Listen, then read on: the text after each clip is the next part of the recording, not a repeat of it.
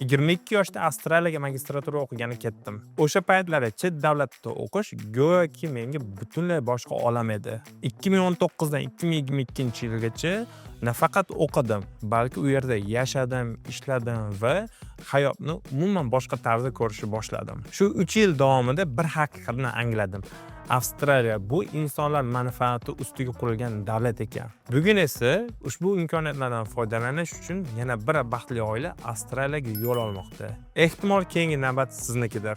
Koreyada uzoq muddat o'qib, ishlab yurganimdan buyon Avstraliyadagi hayot menga juda ham qiziq tuyulgan. Avstraliyaga oilaviy ketish uchun bir kishi talaba bo'lib, qolganlar dependent holatda ketishni bilganimizdan keyin ayolimning magistraturasini Avstraliyada qilishga qaror qabul qildik.